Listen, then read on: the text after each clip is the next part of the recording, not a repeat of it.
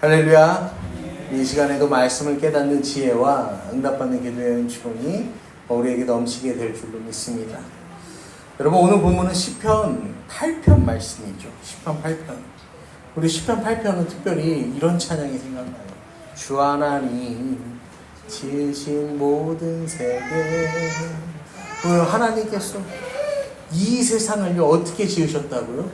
주 하나님께서 말씀으로 지으셨어요. 그리고 모든 세계를 지으셨어요.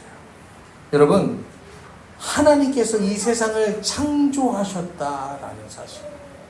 하나님께 이 세상을 창조하셨다라는 사실. 하나님이 손수 다 계획하시고 지으셨다라는 거예요. 여러분, 하나님이 손수 다 계획하시고 이 천지 만물을 창조하셨어요. 그런데 이 시대를 살아가는 우리에게 이 세상, 과학, 이성이라는 이런 이름들, 특별히 이제 사회에 많이 파고든 인문학적 관점이라고 하죠. 인문학. 이런 것들이 뭐라고 하냐면은 천지를 창조했다는 게 말이 되냐라는 거죠. 천지가 어떻게 창조됐냐는 거예요. 사람이 어떻게 창조가 된단 말이냐라고 말하는 거예요. 여러분, 사람이 창조가 된 게 맞아요? 진화가 된 게 맞아요? 창조가 된 게 맞아요? 진화가 된 게 맞아요? 창조가 된 게 맞죠. 우리 이 주일학교 아이들도 저번 주에, 지난주에 이 주일에 차를 운행을 하는데 뒤에서 자기들끼리 토론이 벌어진 거야. 무슨 토론이 벌어졌냐면요, 이 진화에 대한 토론이 벌어져요. 자기들끼리 진화 얘기를 막 하더라고요. 자기들끼리. 그러면서 얘기하는데 이제 원숭이가 돼서 이렇게 진화를 했다는 거야. 호모사피엔스 막 이런 얘기를 하면서 그런 얘기들을 하더라고요. 여러분, 그런데 그래서 제가 이제 그런 얘기를 해줬어요. 야, 진화가 사실이라면 지금 이 세상의 어딘가에는 여전히 진화 중인 어떤 이 개체가 있어야 될 거 아니냐. 어떻게 진화 중인 개체는 하나도 없는데, 그러면은 이 진화가 어느 날 갑자기 딱 이루어지고 다시 수만 년의 시간이 흐른 다음에 진화가 이루어지냐? 그것도 아니잖아요. 가만 보면은 우리가 역사가 이제 기록되어 있는 5,000년. 곰이, 호랑이가 마늘과 쑥을 먹어서 사람이 됐다는 소리는 믿으면서 하나님이 천지를 창조하셨다는 얘기는 왜 못 믿느냐는 거예요. 알에서 태어났다는 건 믿으면서 왜 하나님이 천지를 창조하셨다는 사실은 못 믿느냐라는 거죠. 여러분, 하나님께서 천지를 창조하셨어요. 천지를 창조하신 그 주님을요, 사람이 이렇게 찬양합니다. 여호와 우리 주여, 주의 이름이 온 땅에 어찌 그리 아름다운지, 주의 영광이 하늘을 덮었나이다 라고 노래합니다. 여러분, 우리가요, 아름다운 자연을 보면요, 아까 주 하나님 지으신 모든 세계, 이런 찬양이요, 입술에서 어때요? 그냥 나오는 건 막 주님의 높고 위대하신, 이 자연을 보면은, 아름다운 이 경관을 보면요, 우와, 우와, 우와, 이런 소리가요, 저절로 나오는, 저절로. 여러분, 꽃이 만발한 들판, 이제 조금 있으면 가을이 오나 몰라. 예, 아무튼 간에 이 단풍이 들면 어때요? 그런 산길을 걸을 때 얼마나 아름답습니까? 그런데요, 우리는 영적인 존재이기 때문에 그런 걸 보고 감탄도 하지만, 감탄과 동시에 뭐 하냐면 이걸 만든 그 신적인 존재에 대해서요, 인간은 또 뭐 하는 거예요? 경외하고 두려워하는 마음, 찬양하는 마음이 있다는 거예요. 그리고 특별히 믿는 우리는 어떻게 해요? 하나님, 천지를 지으셨음을 믿고 하나님을 찬양하죠. 여러분, 다윗이라는 사람이요, 이 시편을 많이 만들었잖아요. 오늘 본문도 다윗이 지었는데, 다윗은 원래 목동이었습니다. 목동이 뭐죠? 양떼를 돌보는 이가 목동인 거예요. 자, 양떼를 돌보는 다윗을요, 누가 집중해서 봤어요? 누가 주목해서 봤어요? 누가 집중했어요? 누가 주목했어요? 다윗의 인생을요? 사람은 아무도 주목하지 않았어요. 왜냐면은 그 사무엘이 기름을 붓기 위해서 다윗의 집을 찾아왔는데 아버지도 형들도 다윗이 기름 부음 받을 대상이 될 거라고는 아무도 생각하지 않았어요. 그렇다고 해서 다윗이 모자란 사람이었냐? 아니죠. 다윗은 모자란 사람이 아니야. 다윗도 얼굴이 아름답고 아주 용맹한 사람이었다. 성경에서 말하잖아요. 그런데 다만 사람의 눈에 보기에 어땠던 거예요?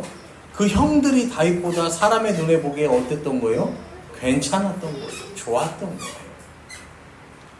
그런데 하나님은 다윗을 주목해서 보셨다라는 거예요. 여러분, 아버지가 생각해도 자기 아들 8명 중에 첫째부터 7째까지는 왕으로서 기름 부음 받을 가능성이 있다라고 생각했지만 8째는 아니라고 생각했던 거예요. 그런데요, 하나님께서는 그 다윗을 주목하여 보셨다라는 거예요. 여러분, 다윗이요 오늘 이 찬양을 드리잖아요. 여호와 우리 주여, 주의 이름이 온 땅에 어찌 그리 아름다운지요, 주의 영광이 하늘을 덮었나이다. 할렐루야. 여러분, 다윗이요 주의 영광이 하늘을 덮었대요. 이 땅이 너무너무 아름답다고 이야기해요. 여러분, 광야에서 사막에서요 대체 뭘 보고 이 땅이 아름답다라고 고백해요? 뭐가 아름다워야 고백할 거 아니에요. 뭐가 멋이 있어야 고백할 거 아니에요. 여러분, 우리가 뭐 시골에 가는데 여기 이렇게 잘 가꿔진 시골 말고 뭐 어떻게 해요? 막 여기는 돼지 키우고 여기는 닭을 키우고 여기는 소 키우는 데 걸어가면서 이야 자연이 정말 대단하다 우리가 그렇게 감탄합니까? 아니잖아요. 눈에 보고 우리 마음을 흡족해 하는 뭐가 있어야 감탄이 나오는 거야. 광야는 감탄이 나올 수가 없는 곳이에요. 그런데 그 광야에 서서 다윗은 뭐 했다는 거예요? 하나님이 지으신 천지 만물을 창조하시고 그것을 지으신 하나님을 높였다라는 거예요. 다윗의 믿음이요 여러분 이렇게 대단한 거예요. 그러니까 하나님께서는요 이 다윗을 주목하여 보십니다. 여러분, 그런 말이 있어요. 아는 만큼 보인다. 다윗은 하나님을 바로 아는 믿음이 있었고 바로 아는 만큼 이 하나님이 지으신 천지 만물을 보는 눈이요 세상 사람들이 보는 눈과는 분명하게 달랐다라는 사실이에요. 우리 사랑하는 새빛가족 여러분도요, 여러분 아는 만큼 보이는 삶을 사시기를 축복합니다. 하나님을 아는 만큼 이 세상을 다시 바르게 보고 하나님을 아는 만큼 사람을 보고 하나님을 아는 만큼 이 관계를 보고 여러분 그렇게 살아가시기를 축복합니다. 그러면서 8장 2절에 주의 대적으로 말미암아 어린아이들과 젖먹이들의 입으로 권능을 세우시며 이는 원수들과 보복자들을 잠잠하게 하려 하심이라. 대적과 어린아이를 이렇게 대조적으로 묘사를 하거든요. 대적은 여러분 어때요? 대적은 주의 대적이래요. 하나님을 대적하려면요 여러분 자기 자신이 가진 힘에 대한 뭐가 있어야 되는 거예요? 분명한 확신이 있어야 되는 거예요. 그리고 이 힘이요 그냥 어느 정도 돼서는 안 되는 거야. 어때요? 나는 새도 떨어뜨린다 이렇게 할 정도로요 그 힘에 대한 뭐가 있어야 되는 거예요? 파워가 있어요. 그 힘이 있어야 되는 건데 여러분 어린아이들은 어떻습니까? 어린아이들은요 자기 힘으로 못해요. 어제도요 물놀이를 갔는데 이제 물놀이 갔잖아요. 거기에 물놀이 구간이 이렇게 있습니다. 그 중에 하나가 있는데 이 조금 깊이가 있는 이 풀이 있어요. 깊이가 있는 곳이 여기는 13세 이상만 이용이 가능한데요. 근데 이제 우리 아이들이 13세가 안 되잖아. 안 되는 애들이 있잖아요. 13세가 안 되는 친구들은 거기 못 들어가는 거예요. 거기 들어가려면 누가 필요하냐면은 보호자가 한 명 같이 들어와요. 보호자가 한 명 같이 들어와요. 그러니까 이제 저 아니면은 사모님이 들어가야 돼요. 근데 거기는 물이 지하수예요. 지하수. 진짜로 우리 애들이 자기들도 들어가는데 우리 수빈이 같은 경우에는 들어가면은 떠는 거야. 저도 막 떨어요. 저는 겨울에 저는 이 좀 기모 바지를 입고 다닙니다. 왜 기모 바지를 입냐면은 저는 차가우면은 두드러기가 나요. 차가우면 두드러기가 나서 이 기모바지를 입어요. 근데 거기 들어갔는데 막 여기가 이제 막 나왔는데 여기가 막 울긋불긋하게 이제 다 이게 막 된 거야. 부드러기가 막 나는 거야. 너무너무 추워. 근데 그래도 재밌대. 거기서 막 수영도 하고 애들이 막 재밌게 놀았어. 여러분, 이 어린아이는요, 11살이, 이제 이 아이들이 다 크고, 심부름도 혼자 하고, 뭐 이것도 하고 저것도 하고 그런 것 같지만요, 어쨌든 간에 보호자가 없으면 할 수 없는 일이 있다. 여러분, 우리 신앙생활도 마찬가지예요. 내가요, 60을 먹었고, 70을 먹었다고 해서요. 여러분, 내 신앙생활도 내 마음대로 할 수 있는 거 아니에요. 하나님께서 여전히 내 삶에 함께 하시며, 나를 이끌어 주셔야 한다라는 뭐가 있어야 되는 거예요? 믿음의 고백이 있어야 돼요. 그게 없으면요, 그 믿음대로 우리가 신앙생활 하지 못하면요, 어떻게 되는 거예요? 우리 인생 어떻게 되는 거예요? 그냥 그렇게 무너져 내리는 인생입니다. 여러분, 인간은 모두가 다 죄인으로 태어나기 때문에 이 악함도 있고 이기적인 모습도 있습니다. 그래서 예수님께서요, 어린아이와 같이 되어야 천국에 들어올 수 있다라고 하십니다. 하나님의 나라는요, 스스로의 선함이나 능력이나 재력을 가지고 들어가는 게 아니라 누군가의 전적인 도움을 받아서 들어가는 곳이기 때문에 이 아이들은 도움이 필요해요. 그래서 도움을 받아야 됩니다. 여러분, 어린아이들은요, 스스로의 힘으로 살아낼 능력이 없어요. 갓난아기, 우리 막 예담이, 하원이 이런 애들한테요, 자, 이제 너희도 이제 나가서 돈을 벌어라. 그러면 어떡하겠어요? 그럼 얘들이 나가서 이걸 할 수 있겠어요? 못해요. 이 아주 옛날이라고 해서, 야, 이제 감자, 고구마를 캘 때가 됐는데, 니들도 감자나 고구마를 캐봐라 하면요, 저 애들이 가서요, 감자는 뭐 호미를 들고 가서 감자, 고구마를 캔다고 땅을 막 이랬어요. 그럼 이제 어떻게 되는 거예요? 호미에 감자랑 고구마가 어떻게 되는 거예요? 다 찍혀갖고 나오는 거지. 그럼 어른들이 와갖고 너는 그냥 가만히 있어라 이제 이러는 거예요. 여러분, 바다에 가서 물고기를 지을 능력도 없어요. 직장 생활로 돈을 벌 수도 없어요. 어린아이들은 부모가 도와줘야 살 수 있는 거예요. 여러분, 이와 마찬가지로 하나님 나라는 능동적으로 들어가는 곳이 아니라 수동적으로 들어가는 곳이에요. 하나님 나라의 백성이 되는 데는 여러분, 하나님의 전적인 도움이 없이는 불가능하다. 여러분, 이 사실 기억하시길 바랍니다. 불가능해요. 우리 자녀들이요, 30이 넘었어도요, 40이 넘어도 뭐 하는 거예요? 엄마한테 전화하는 거야. 엄마, 이거 음식이 이렇게 됐는데 이거 먹어도 돼? 내가 뭐를 하고 싶으면 이건 이렇게 해도 돼? 물어보는 거예요. 이게 이래도, 엄마 이게 며칠을 이렇게 뒀는데 이거 먹을까 말까? 그러면 알려주는 거예요. 그런 것처럼요, 우리들은 하나님께 다 묻고 의지해야 한다라는 거죠. 다윗이요, 하나님께 온전하게 하나님을 의지하며 나아갔을 때가 제가 생각이 나는데 골리앗을 만나는 거죠. 다윗과 골리앗이 만나는 거예요. 다윗과 싸웠던 골리앗의 키는 거의 3m 정도 되는 거예요. 3m. 골리앗의 키가 3m인 거예요. 이 사울의 갑옷을 얻어 입었잖아요. 사울은 보통 사람보다 머리 하나가 더 크다고 했잖아. 그런데 이 갑옷이 막 어떻게 되는 거야? 땅에 끌리고 칼이 땅에 끌리고 막, 그러니까 이 다윗이 갑옷을 집어 던지지 않습니까? 그리고 물맷돌을 가지고 나가는 거예요. 여러분, 물맷돌을 우리가 던져보는 시간을 가질 수는 없지만 물맷돌이 어떻게 해야 되냐면요, 끈이 2개입니다. 그리고 가운데에 주머니가 있어요. 여기다 돌을 넣는 거야. 그 다음에 이 끈 2개를 잡아서 돌리는 거야. 그러다가 끈을 하나만 푸는 거예요. 그러면은 여기서 가운데 있던 게 원심력으로 쌩 하고 달려가서 목표를 맞추는 거예요. 여러분, 설명만 들어도 할 수 있을 것 같아요? 못 할 것 같아요? 팽이도 제대로 못 돌리겠는데 이거를 이렇게 해갖고, 여러분, 다윗이요, 이거를요, 얼마나 많이 던졌겠어요? 이것을 연습을 얼마나 많이 했겠어요? 그 곰으로부터, 사자로부터, 들짐승으로부터 이 양떼를 보호하기 위해서 다윗이요, 이 얼마나 많이 그 동물들과 싸우면서요, 여러분, 그걸 지켜냈겠어요. 그런데 이 하나님께서요, 다윗과 함께 하셨어요. 그 물맷돌 하나로 골리앗을 잠잠케 하셨다라는 거예요. 여러분, 시편 8편 3절에도요, 주의 손가락으로 만드신 주의 하늘과 주께서 베풀어 두신 달과 별들을 내가 보니라고 성경은 말해요. 고대 사람들은요, 별들의 움직임을 보고서 인간의 운명을 예측했거든요. 별똥별이 떨어지면요, 어디 위대한 사람이 죽었나 보다, 그렇게 생각했어요.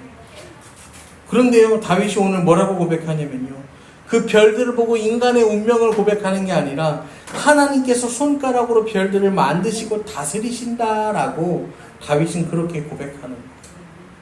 하나님을 바로 아는 지식이요, 있었던 거죠. 그 누구도 그거에 대한 해석을 해주는 사람도 없고 알려주는 사람도 없는데 스스로 깨달아. 그러면서 시편 8편 4절에 드디어 다윗이 이렇게 고백합니다. 사람이 무엇이기에 주께서 그를 생각하시며 인자가 무엇이기에 주께서 그를 돌보시나이까. 할렐루야. 이 고백이 우리의 믿음의 고백이 돼요. 내가 무엇이기에 하나님께서 나를 위하여 독생자를 이 땅에 보내셨고 나를 구원하셨나요? 이 석준범이 무엇이기에 주께서 저를 생각하시며 석준범이 무엇이기에 주께서 저를 돌보시나이까. 여러분의 이름을 넣어서 고백해보세요. 여러분 이 시간 우리 한번 자기 이름을 넣어서, 내 이름을 넣어서 내가 무엇이기에 주께서 저를 생각하시며 내가 무엇이기에 주께서 저를 돌보시나이까. 여러분 마음속으로 생각해보세요. 묵상해보세요.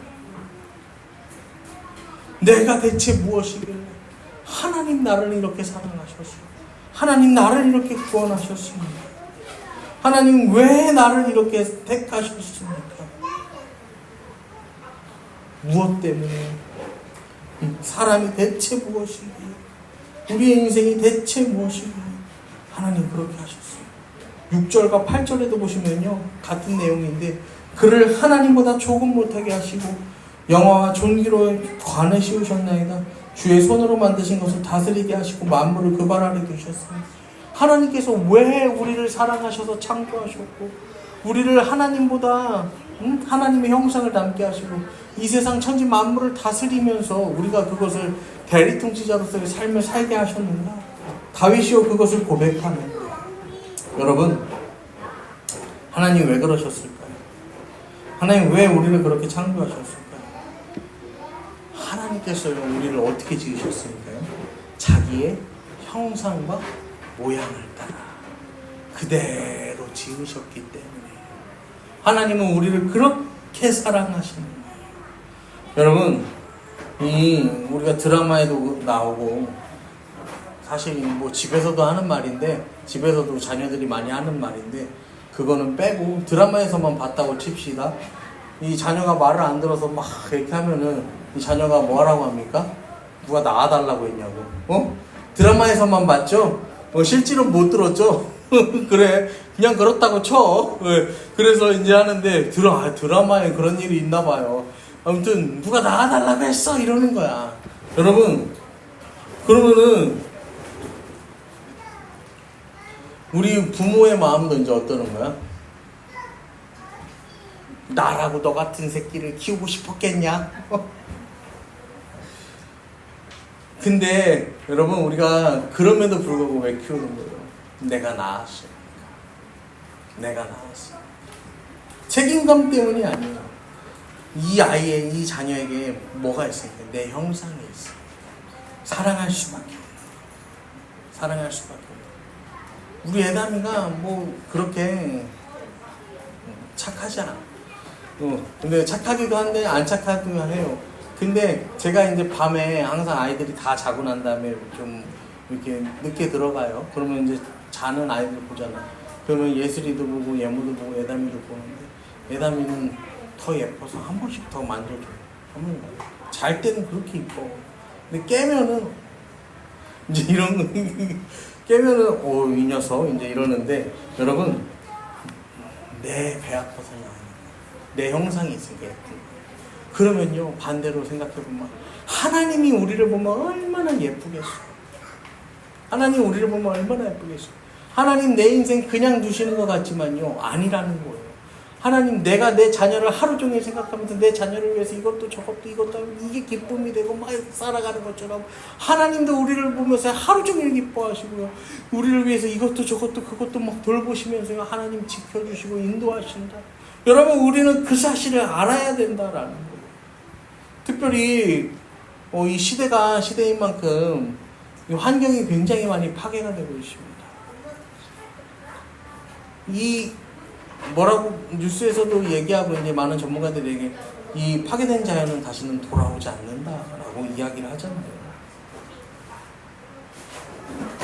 그래서 우리가 정말로 여기에 많은 책임감을 가지고 또 통감하고 그런 것들이 필요한데